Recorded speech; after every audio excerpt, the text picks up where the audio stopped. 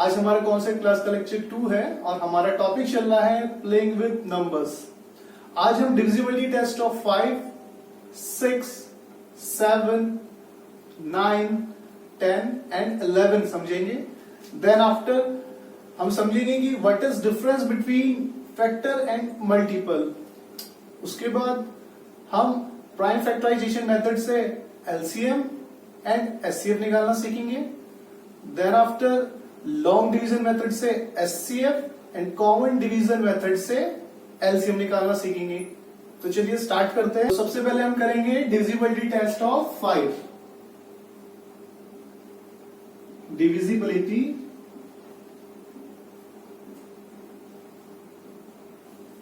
Test of 5 का divisibility test check कर रहे हैं। तो कोई भी नंबर अगर वो 5 से डिविजिबल होगा तो उसका last digit of number should be either 0 और 5 होना चाहिए। ठीक है, किसी भी नंबर की अगर डिविजिबिलिटी टेस्ट चेक करनी है कि अगर वो 5 से डिविजिबल होगा या नहीं होगा, तो उसकी जो लास्ट डिजिट है या तो वो 0 हो या वो 5 हो। अगर वो 0 और 5 के अलावा कुछ और होती है तो वो 5 से डिविजिबल नहीं होगा। फॉर एग्जाम्पल, एक हमारे पास ये नंबर है, इसकी हमको लास्ट डिजिट देखनी है बस। तो लास्ट डिजिट क्या है इसकी? लास्ट डिजिट है, या लास्ट डिजिट भी कह सकते हैं, या वंस प्लेस डिजिट भी, या यूनिट प्लेस डिजिट भी, कुछ भी कह सकते हैं। तो लास्ट डिजिट है इसकी 0। तो 0 वाला और 5 वाला जिसके लास्ट में होता है वो 5 से डिविजिबल होता है। तो ये लिखेंगे 0 इज डिविजिबल बाय 5। Therefore, इसलिए 5, 1, 2, 5, 6, 7, 8, 0 is also divisible by 5. Is also divisible by 5. ठीक है, किसी नंबर के लास्ट में अगर 0 और 5 होता है तो वो 5 से डिविजिबल होगा। नेक्स्ट है हमारा डिविजिबिलिटी टेस्ट ऑफ 6। तो 6 का डिविजिबिलिटी टेस्ट चेक करने के लिए हम 2 और 3 का डिविजिबिलिटी टेस्ट चेक करेंगे कि वो नंबर 2 से भी और वो नंबर 3 से भी डिवाइड होगा तो ही वो 6 से डिवाइड होगा। ठीक है, तो हमको 6 का डिविजिबिलिटी टेस्ट चेक करना है। जैसे इस पे चेक कर रहे हैं हम।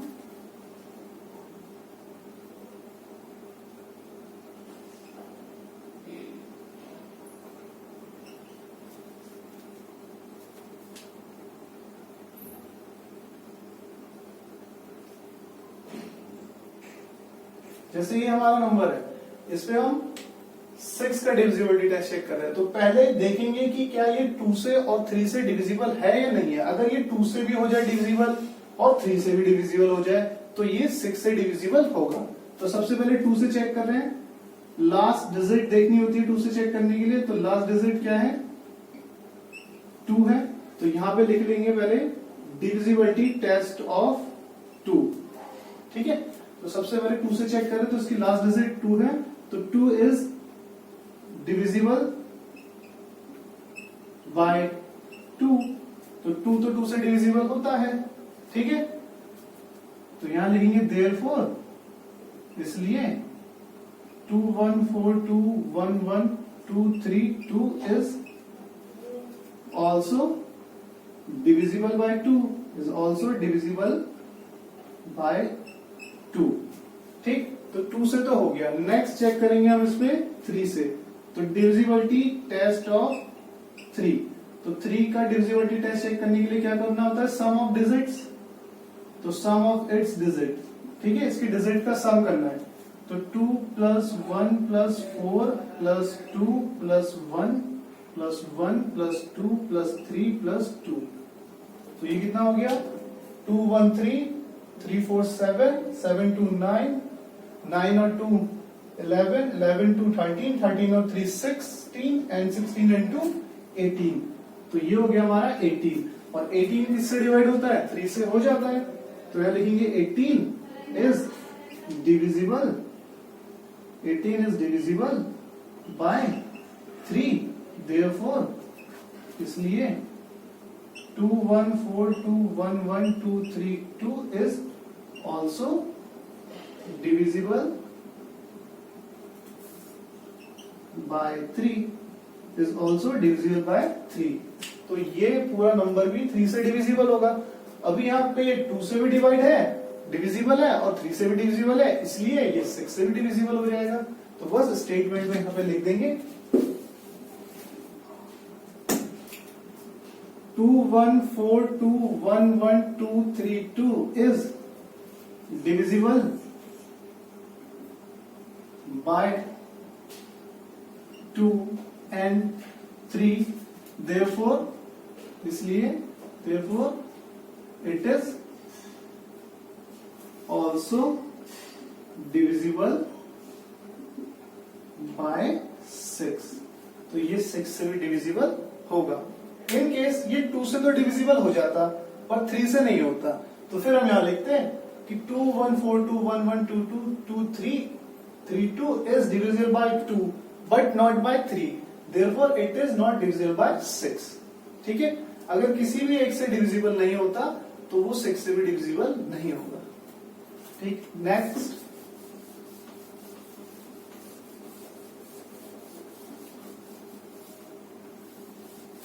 divisibility test of 7। divisibility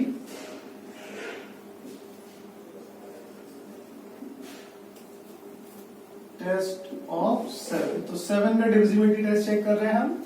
तो 7 का डिविजिबिलिटी टेस्ट चेक करने के लिए हमको क्या करना होता है, लास्ट डिजिट जो होती है उसका तो ट्वाइस कर देंगे। ठीक है, जो भी लास्ट में डिजिट होगी उसका ट्वाइस कर देंगे, और जो रिमेनिंग डिजिट, जो स्टार्टिंग की रिमेनिंग डिजिट बची हुई है, मतलब जो स्टार्टिंग में जो डिजिट्स बच गई हैं उनको लिखेंगे और लास्ट वाले डिजिट का ट्वाइस उसमें से माइनस कर देते हैं। ठीक है, जैसे एग्जांपल लिया हमने 49, ठीक है, 4963 तो हमको क्या करना है, इसकी लास्ट डिजिट क्या है, इसकी 3 है। ठीक है, तो डिविजिबिलिटी टेस्ट ऑफ 7 करने के लिए 3 को तो हम ट्वाइस कर देंगे, है ना, लास्ट डिजिट का ट्वाइस, और जो रिमेनिंग डिजिट बची कौन कौन सी बच गई, 496, उसको आगे लिख देंगे और उसमें से इसे माइनस कर देंगे। ठीक है, तो यहां है 496 माइनस का 6 तो हो गया 490। तो ये जो नंबर है 490 या तो ये 0 हो जाए या फिर ये 7 से डिविजिबल हो जाए, तो ये पूरा डिजिट 7 से डिविजिबल होगा। ठीक है, तो यहां पे जो है ना, इट शुड बी या तो ये क्या हो, इट शुड बी आइदर 0 हो या तो 0 हो और मल्टीपल ऑफ 7 हो, मल्टीपल ऑफ 7 मतलब 7 के टेबल में आता हो, या तो 0 हो लास्ट ये जो नंबर आया हमारा, या तो ये 0 हो या 7 का मल्टीपल हो, मतलब 7 के टेबल में आता हो, तो वो जो नंबर है वो भी क्या है, 7 से डिवाइड हो जाएगा। ठीक है, तो ये 490 मतलब 49 तो 7 के टेबल में आता है, तो ये 10 बार में कट जाएगा, 70 बार में कट जाएगा। तो हम यहां लिखेंगे 490 is divisible by 7, therefore इसलिए 4963 is also divisible by 7, is also divisible by 7। ठीक है, जो लास्ट डिजिट है या तो वो 0 हो या 7 का मल्टीपल हो, मतलब 7 के टेबल में आती है। Test of 10, divisibility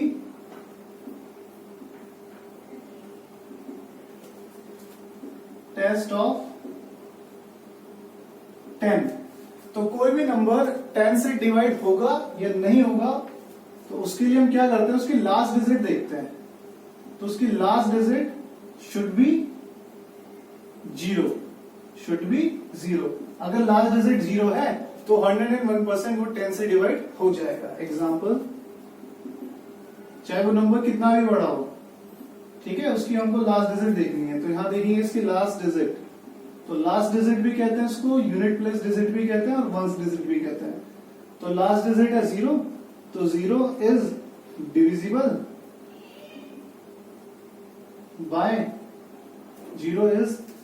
bye 10, therefore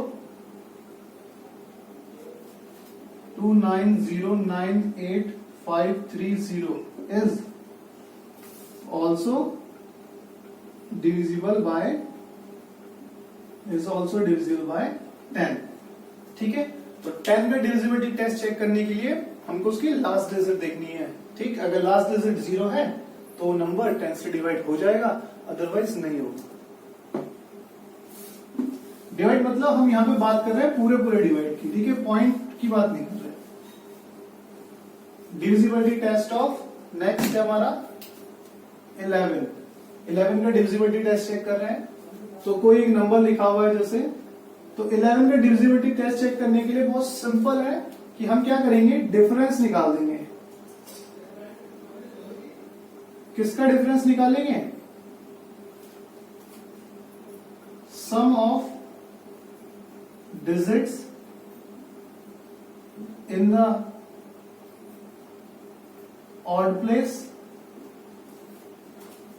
minus sum of digits in the even place. ठीक है, इसको आगे पीछे भी कर सकते हैं, मतलब ये आगे भी लिख सकते हैं, इसको पीछे भी लिख सकते हैं। डिफरेंस मतलब होता है उनको सब्ट्रैक्ट करना है। ठीक है, तो सब्ट्रैक्ट करने के लिए उनका सीक्वेंस कुछ भी हो सकता है। इवन प्लेस का सम आगे भी हो सकता है, ऑड प्लेस का सम पीछे भी हो सकता है। ठीक, तो मेन पर्पस है इसमें, इसका जो डिफरेंस है शुड बी आइदर या तो 0 हो और मल्टीपल ऑफ 11 हो। ठीक है, या तो वो जो डिफरेंस है वो 0 आ जाए या फिर वो 11 का मल्टीपल आ जाए, मतलब जो भी नंबर आए वो 11 के टेल में आता हो। ठीक, तो एग्जांपल के थ्रू समझते हैं इसको। एग्जांपल,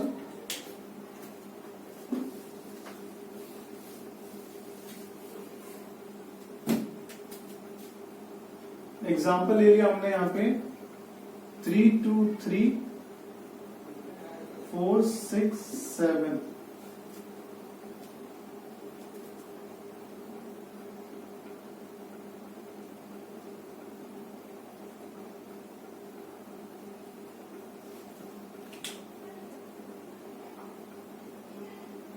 तो हमारे पास ये नंबर है, इसको हमको चेक करना है क्या ये 11 से डिविजिबल होगा या नहीं होगा। तो sum of digits at even place, ठीक है, उन डिजिट का सम कर रहे हैं जो इवन प्लेस पे है। तो सबसे पहले odd, even, odd, even, odd.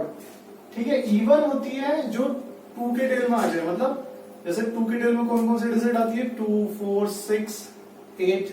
तो हम यहाँ पे बात कर रहे हैं इवन प्लेस की। तो इवन प्लेस कौन सी होगी, सेकंड वाली प्लेस इवन हो गई, फिर फोर्थ वाली प्लेस, फिर सिक्स्थ वाली प्लेस। ठीक है, ऑड कौन सी हो जाएगी, फर्स्ट वाली प्लेस, थर्ड वाली प्लेस, फिफ्थ वाली प्लेस, सेवेंथ वाली प्लेस। तो sum of digit at even place, तो ये और ये, तो 2 + 4 + 7 13। ऐसी sum of digits at odd place, तो ऑड प्लेस पे कौन कौन से डिजिट है, 3 3 5 2, 3 3 5 2, ये भी कितना हो गई 13। ठीक है, अभी यहां पे क्या करना है, इनका डिफरेंस। तो डिफरेंस करने के लिए किसी में से भी किसी को माइनस कर दो, तो 13 - 13 तो आ गया 0। तो यहां लिखेंगे 0 इज डिविजिबल बाय 11, therefore इसलिए therefore 3 2 3 4 5 7 2 is also divisible by 11। ठीक है। तो 11 की डिविजिबिलिटी के लिए सम ऑफ इवन प्लेसेस और सम ऑफ ऑड प्लेसेस निकाल के दोनों को माइनस करना है। अगर आखिरी में ये 0 आ जाए या फिर 11 का मल्टीपल आ जाए, 11 का मल्टीपल मतलब जो 11 के टेबल में आता हो, लाइक 11, 22, 33, 44, 55, 66 एंड सो ऑन, तो वो नंबर 11 से डिविजिबल हो जाएगा, अदरवाइज नहीं होगा। ठीक, ये हो गया हमारा 11 के डिविजिबिलिटी टेस्ट। तो यहां पर हमारे डिविजिबिलिटी टेस्ट ऑलमोस्ट कंप्लीट हो जाते हैं। अच्छा, एक बोनस टिप,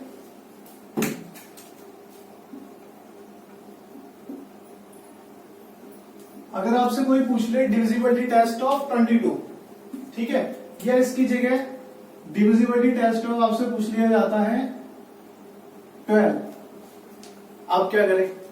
तो हमको इसको ब्रेक कर देना है जिसका डिविजिबिलिटी टेस्ट हमको पता है। जैसे 12 का डिविजिबिलिटी टेस्ट देखने के लिए इसको 2 और 6 में ब्रेक कर सकते हैं, है ना। 2 6 या 12, तो यहां पर हमने इसको डिवाइड कर दिया दो चीजों में, 2 और 6। अब हमको डिविजिबिलिटी टेस्ट किसका देखना है? 2 और 6 का देखना है, ठीक है। तो ऐसे अगर यहाँ पे 22 होता तो हम यहाँ पे किस में डिवाइड कर देते? 2 इंटू 11। तो किसका डिविजिबिलिटी टेस्ट चेक करना है हमको? 2 का और 11 का। अगर 42 होता तो 42 को किस में चेंज कर देते? 6 और 7 में, ठीक है। ऐसे आप 54 को किस में चेंज कर दोगे? 9 और 6 में। तो इस टाइप से आप किसी भी नंबर का जो भी डिविजिबिलिटी टेस्ट है वो आप कर सकते हो, ठीक। अब यहां पे बात आती है मल्टीपल और फैक्टर में क्या डिफरेंस होता है।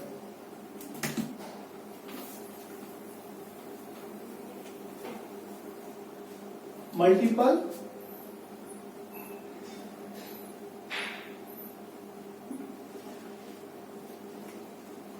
और फैक्टर, मल्टीपल और फैक्टर में डिफरेंस क्या है? बहुत सिंपल सा डिफरेंस है। मल्टीपल में हम जब भी बात करेंगे तो उसके टेबल की बात करेंगे। जैसे इसको एग्जांपल के थ्रू समझते हैं। तो मैंने बोला 9 का मल्टीपल क्या होगा, ठीक है, और 9 का फैक्टर क्या होगा। तो 9 का जब मल्टीपल की बात हो रही है तो इसका मतलब है कि 9 के टेबल में कौन कौन से नंबर आते हैं वही 9 के मल्टीपल है। जैसे 9 1 9, 9 2 18, 9 3 27 और सो ऑन, ये सारे 9 के मल्टीपल में काउंट होंगे। अब मैं बात कर रहा हूं फैक्टर की। तो फैक्टर में हमको देखना है कि 9 किसके टेबल में आता है, ठीक है। मल्टीपल में ये देखना है कि 9 के टेबल में कौन कौन आता है, और फैक्टर में हमको ये देखना है कि 9 किस किस के टेबल में आता है। तो 9 आता है 1 के टेबल में, 3 के टेबल में एंड 9 के टेबल में।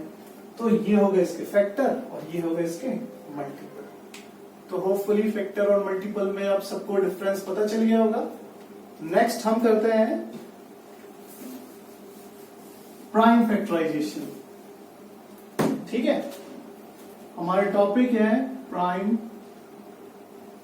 फैक्टराइजेशन।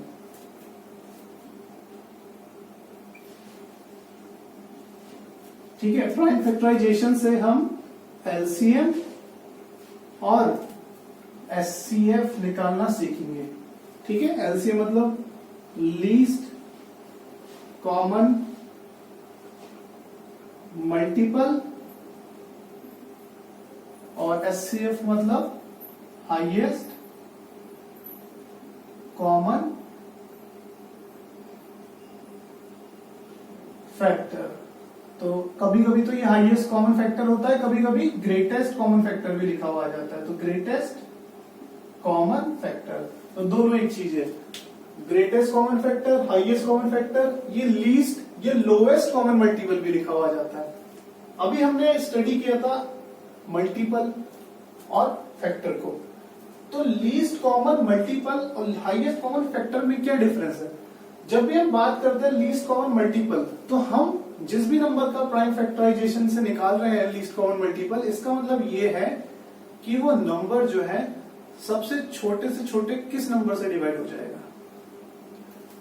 अब जब हम हाईएस्ट कॉमन फैक्टर मतलब उसका सबसे छोटा मल्टीपल क्या होगा, मतलब उस जैसे हम 6 और 12 का एलसीएम निकाल रहे हैं, तो ऐसा छोटे से छोटा कौन सा नंबर हुआ जिससे ये दोनों डिवाइड हो जाएंगे, वही उसका लीस्ट कॉमन मल्टीपल हो जाएगा। ठीक है, और यहाँ पे हम हाईएस्ट कॉमन निकाल रहे हैं, ग्रेटेस्ट कॉमन फैक्टर निकाल रहे हैं, तो वो बड़े से बड़ा कौन सा नंबर है जिससे वो पूरा नंबर डिवाइड हो जाए। एग्जाम्पल के थ्रू इसको समझते हैं। जैसे हमसे बोला गया है 15 और 25 का एलसीएम और एचसीएफ निकालो प्राइम फैक्टराइजेशन से। तो सबसे पहले तो इनके फैक्टर तो हमको करने ही पड़ेंगे, क्योंकि प्राइम फैक्टराइजेशन में फैक्टर तो करने ही पड़ता है। तो ये हम फैक्टर कर रहे हैं 15 और 25 के। ठीक है, तो 3 5 जो 15 और 5 1 जो 5, ऐसे 5 5 जो 25 और 5 1 जो 5। तो हमारे पास क्या क्या आ गया फैक्टर? फैक्टर ऑफ 15 क्या आया? 3 इंटू 5 है ना, 3 इंटू 5। और ऐसी फैक्टर ऑफ 25 कितना आया? 5 इंटू 5। अच्छा एक चीज और, 1 तो सबका फैक्टर होता ही है, मतलब 1 की टेबल में तो सब आते ही आते हैं, तो इसलिए हम 1 को दिमाग में कंसीडर कर लेंगे, उसको लिखने की जरूरत नहीं है। ठीक है, अगर इन दोनों में कुछ भी कॉमन ना है ना, तब भी आखिरी में 1 लिख देंगे। कैसे? अभी हम समझते हैं। इसके बाद नेक्स्ट स्टेप है हमारा कि इसका एलसीएम बताओ। ठीक है, तो हमको एलसीएम बताना सबसे पहले। तो एलसीएम बताने के लिए हम क्या करेंगे, इन दोनों में देखेंगे क्या 3 इसमें है, इसमें है, नहीं है, तो 3 को लिख देंगे एक बार। नेक्स्ट 5 ये वाला इसमें है, इसमें भी है, तो ये कैंसिल हो गया, इसको एक ही बार लिखेंगे। नेक्स्ट ये वाला 5 बच गया, इसको यहां लिख देंगे। तो एलसीएम आ गया हमारा 3 5 जो 15 और 15 5 जो 75। ठीक, एलसीएम निकालने का क्या तरीका था कि पहले हमने 3 देखा, इसमें है, यहां नहीं था, तो 3 लिख दिया। अच्छा अगर 3 इसमें भी होता, इसमें भी होता, तो एक ही बार लिखते तब भी। ठीक है, जैसे 5 इसमें था, इसमें था, तो ये दोनों कैंसिल हो गए, केवल एक ही 5 उतरेगा। फिर ये वाला 5 बच गया, उसको उतार दिया। ठीक, नेक्स्ट एचसीएफ में क्या करेंगे? एचसीएफ में दोबारा से देखना इन्हीं को है। ठीक है, 3 इसमें है, इसमें है, नहीं है, 3 को नहीं लेना। 5 इसमें है, हाँ है, इसको ले लेंगे। बस ऊपर कोई डिजिट अब बची ही नहीं, तो जो दोनों में है उसको हमको एक बार लेना है। जैसे 3 इसमें था, इसमें नहीं था, नहीं लेना। 5 इसमें है, इसमें भी है, तो एक बार ले लेंगे। ठीक है, अब ये वाला 5 यूज हो गया है ना, तो अब इसको दोबारा यूज नहीं करना, जो एक बार यूज हो गया एक ही बार लेना है बस उसको। ठीक है, तो एचसीएफ और एलसीएम, तो इसका एचसीएफ तो आ गया हमारा 5 और एलसीएम आ गया हमारा 75। मतलब सबसे छोटा या सबसे बड़ा नंबर जिससे ये दोनों डिवाइड हो जाएंगे वो कौन सा है? 5 है। ठीक है, सबसे बड़ा नंबर जिससे दोनों डिवाइड हो जाएंगे वो 5 है। और इनसे, इन दोनों से जो नंबर डिवाइड हो जाएगा, मतलब जो इनका सबसे बड़ा लीस्ट कॉमन मल्टीपल है, वो कितना है हमारा? 75 है, जो इन दोनों के टेबल में आता है। ठीक है, जो इन दोनों के टेबल में सबसे छोटा नंबर या जो सबसे छोटा मल्टीपल है वो हमारा 75 है, जो इन दोनों के टेबल में आता है। आगे और कोई भी आ सकता है ना, जैसे 150 भी दोनों के टेबल में आ सकता है, पर जो सबसे छोटा नंबर है जो दोनों के टेबल में आता है वो 75 है। ठीक, लीस्ट मतलब सबसे छोटा, कॉमन मतलब जो दोनों में हो, मल्टीपल मतलब जो उनके टेबल में आता हो। तो सबसे छोटा नंबर जो दोनों के टेबल में आता है वो 75 है। ठीक, तो एचसीएफ भी हो गया, एलसीएम भी हो गया। इसको हम एक दो एग्जांपल के थ्रू और समझते हैं, और फिर यहां से एक रिजल्ट भी निकालेंगे। क्या निकालेंगे? पहले इसको समझ लेते हैं। और जैसे 12 एंड 16 का एलसीएम और एचसीएफ निकालना है, तो सबसे पहले इनके फैक्टर करने हैं। 2 6 जा 12, 2 3 जा 6 और 3 1 जा 3, और 16 का 2 8 जा 16, 2 4 जा 8।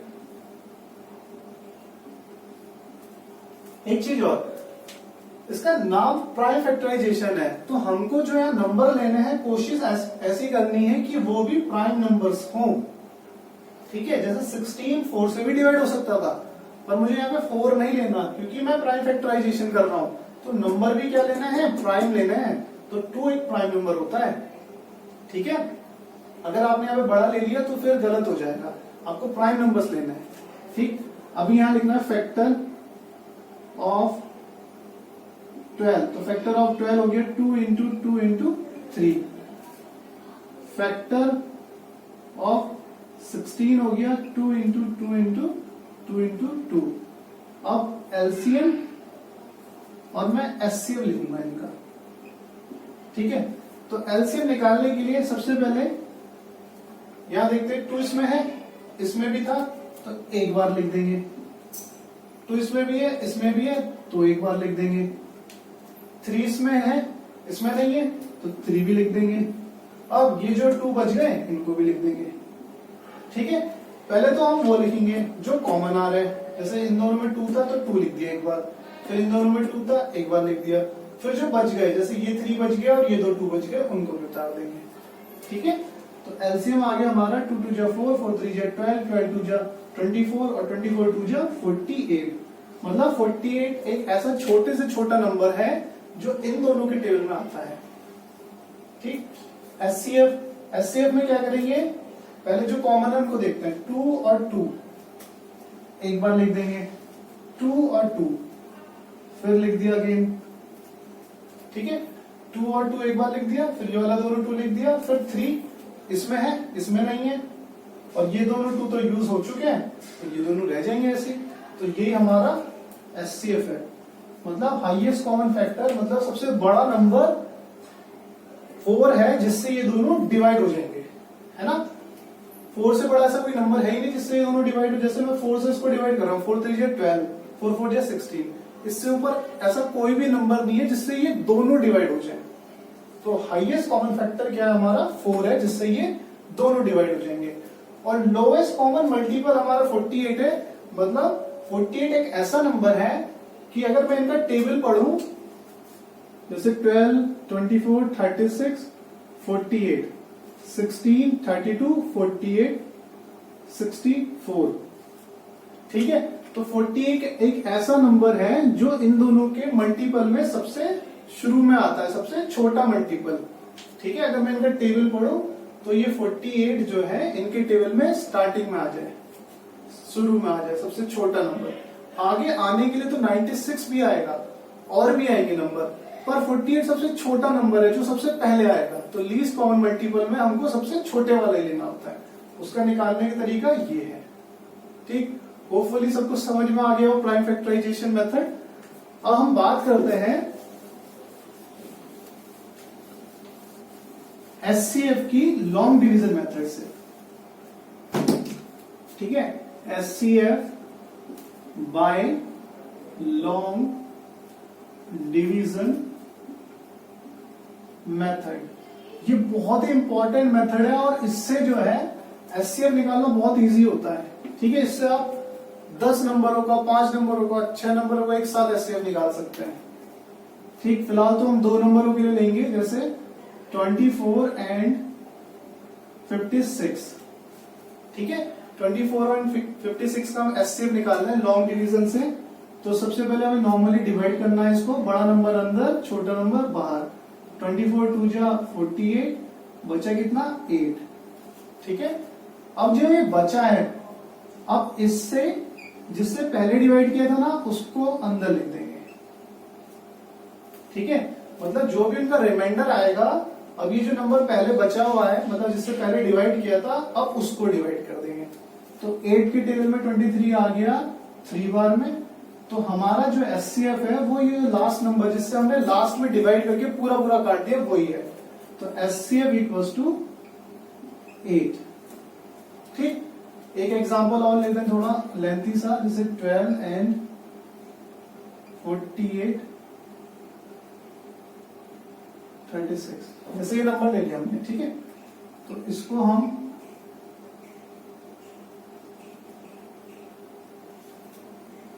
बड़ा नंबर अंदर, छोटा नंबर बाहर, तो 12 4 जा 48, यहां से 3 भी उतारा, फिर 8 भी उतारा, तो इधर 0 लगाना पड़ेगा, और 12 3 जा 36। यहां से एक चीज हमको समझ में ये आई कि इस नंबर को तब तक काटते रहना है जब तक ये कटता जाए, तब तक तो इसको नॉर्मली डिवाइड करना है, जब तक यहाँ पे ये सारी डिजिट खत्म ना हो जाए। अब जैसे ये रिमाइंडर बचे 2, अब ये 12 के टेबल में नहीं आएगा 2, अब क्या करना है, अब इस 2 से 12 को डिवाइड कर देना है, ठीक है। तब तक तो नॉर्मली काटना है, जैसे रिमाइंडर बच गया, अब ये रिमाइंडर इसके टेबल में तो नहीं आएगा, तो फिर अब इससे इसको डिवाइड कर देना है। तो 2 से 12 को डिवाइड कर देंगे 6 बार में, तो हमारा एचसीएफ कितना आ गया, वो आ गया हमारा 2, ठीक है। तो एचसीएफ भी समझ में आ गया होगा होपफुली सबको। तो एचसीएफ और एलसीएम मतलब दोनों का हमने प्राइम फैक्टराइजेशन मेथड समझा और एचसीएफ का लॉन्ग डिवीजन समझा। अब एलसीएम का भी एक कॉमन डिवीजन मेथड होता है,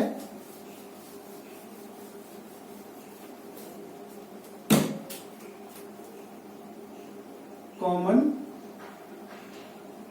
डिवीजन मेथड, ठीक है। जैसे एलसीएम निकालना है 12, 8 और 4 का, ठीक, ये 12, 8 का निकालना है, तो सीधा हम जैसे नॉर्मल एलसीएम निकालते थे उसी टाइप से निकालना है। तो 2 6 जा 12, 2 4 जा 8, 2 3 जा 6, 2 2 जा 2, 3 नहीं आएगा, 2 आएगा, और फिर 3 1 जा 3। तो एलसीएम कितना आ गया हमारा, जो भी ये नंबर्स हैं इन सब की क्या कर देंगे, मल्टीप्लाई कर देंगे, तो 8 3 जा 24। तो इस टाइप से भी हम एलसीएम निकाल सकते हैं, इसको कहते हैं कॉमन डिवीजन मेथड, ठीक है। ऐसे ही यहाँ पे अगर 10 नंबर भी हो तो सबको एक साथ लिख के सारों का एक साथ एलसीएम निकाल सकते हैं। तो यहाँ पे हमारे ये जो आज के टॉपिक्स थे वो खत्म हो गए हैं। जिसने भी प्रीवियस लेक्चर अटेंड नहीं किया है, वीडियो के डिस्क्रिप्शन में उसके लिंक है, वहां से वो स्टडी कर सकता है। Thank you.